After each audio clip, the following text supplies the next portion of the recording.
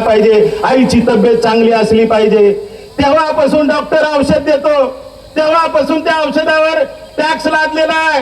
तर तो मुलगा किंवा मुलगी जन्माला आला, त्यानंतर वयात आला, त्यानंतर तरुण झाला, त्यानंतर वयस्कर झाला, पुन्हा त्याची तिरडी बाहेर निघाली, त्याची अंतिम यात्रा निघाली, त्याचं कफन जरी घ्यायचं असेल तरी त्याला टॅक्स लादलेला आहे.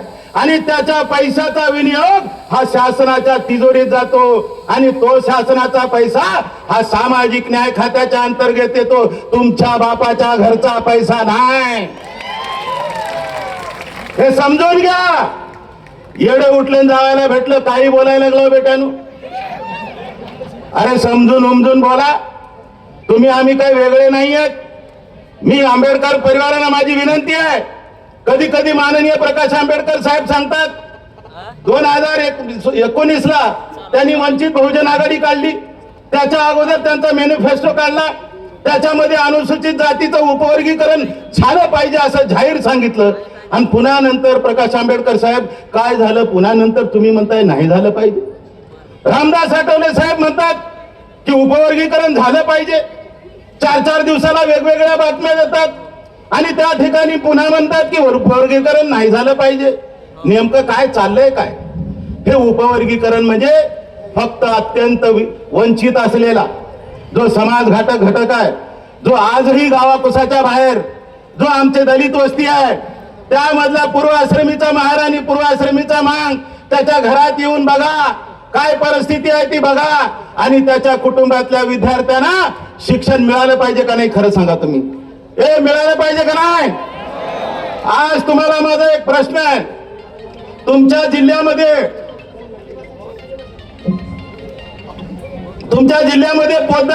पोद्दार शाळा आहे का नाही? दिल्ली पब्लिक स्कूल आहे का नाही?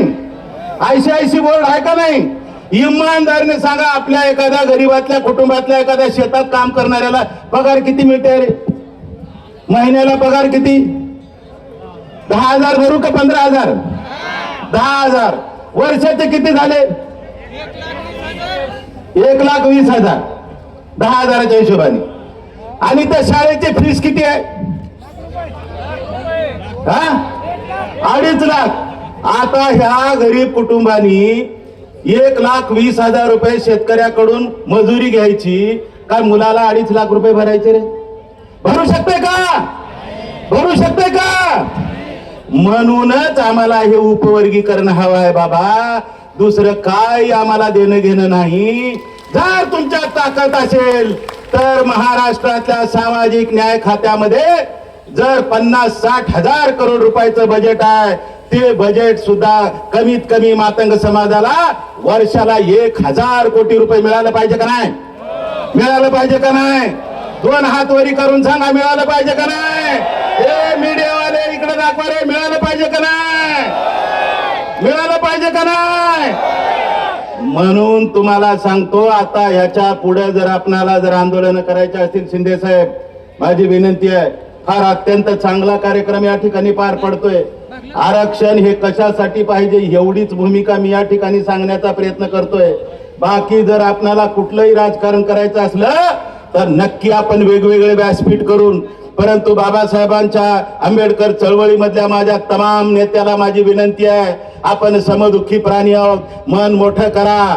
अनुसूचित जातीतलं आरक्षण कुणाचा बाप सुद्धा रद्द करू शकत नाही. फक्त उपवर्गीकरण हा विषय आहे आणि तो उपवर्गीकरण विषय हा सामाजिक अजेंड्यावरचा अत्यंत जिव्हाळ्याचा प्रश्न आहे. मला या ठिकाणी समाधानानं सांगावंसं वाटतंय, तत्कालीन मुख्यमंत्री माननीय एकनाथजी शिंदे साहेबांनी बदर समिती निर्माण केली, RT ची स्थापना केली, त्या ठिकाणी वेगवेगळ्या पद्धतीचा अजेंडा तयार केला. आता महाराष्ट्राचे मुख्यमंत्री देवेंद्र फडणवीसांना माझी विनंती आहे, महाराष्ट्राचे दुसरे उपमुख्यमंत्री एकनाथ शिंदे साहेबांना माझी विनंती आहे, माननीय दुसऱ्या उपमुख्यमंत्री सुनेत्राताई वहिनी पवार मॅडमला आणि सरकारला माझी विनंती आहे की आता कुठलीही गय करू नका, कोणालाही घाबरण्याची आवश्यकता नाही. जसे ते आहेत तसेच आम्ही आहोत. आम्हाला जर उपवर्गीकरण नाही झालं तर पुन्हा नंतर आम्ही महाराष्ट्राची चळवळ उभी करून किमान 5 लाख लोकांचा मेळावा मुंबईला आम्ही भरवल्याशिवाय राहणार नाही. यासाठी तुम्ही तयार आहात का? तयार आहात का? आता तुम्हाला मी एक घोषणा देतो. उपमुख्यमंत्री एकनाथ शिंदे साहेब, सुनित्राताई वहिनी पवार मॅडम आणि महाराष्ट्राचे मुख्यमंत्री देवेंद्र फडणवीस साहेब, या ठिकाणचा कलेक्टर महोदय, या ठिकाणचे पोलीस अधीक्षक, या ठिकाणची LCB, या ठिकाणची IB, यांना सर्वांना माझी विनंती आहे की आजचा हा धाराशिवचा महामोर्चा याचं निवेदन आपण तात्काळ मुख्यमंत्र्याला पाठवा की कुठल्याही क्षणी हा धाराशिवचा समाज या ठिकाणी आता रस्त्यावर पहिल्यांदा उतरलाय. पुन्हा आम्हाला रस्त्यावर उतरायची वेळ आणू देऊ नका.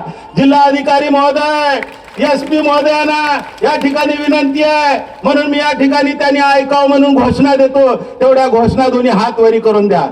एकदम भारत माता की, भारत माता की जय भवानी, जय शिवाजी, जय भवानी, जय शिवाजी. परमपूज्य डॉक्टर बाबासाहेब आंबेडकरांचा विजय असो, परमपूज्य डॉक्टर बाबासाहेब आंबेडकरांचा विजय असो, क्रांतीवीर लहुजी साळवेंचा विजय असो, छत्रपती शिवाजी महाराजांचा, विजय असो, छत्रपती शाहू महाराजांचा, विजय असो, बसवेश्वर महात्मा बसवेश्वर महाराजांचा, विजय असो. क्रांती सूर्य अण्णाभाऊ साठेंचा. भारत माता की वंदे वंदे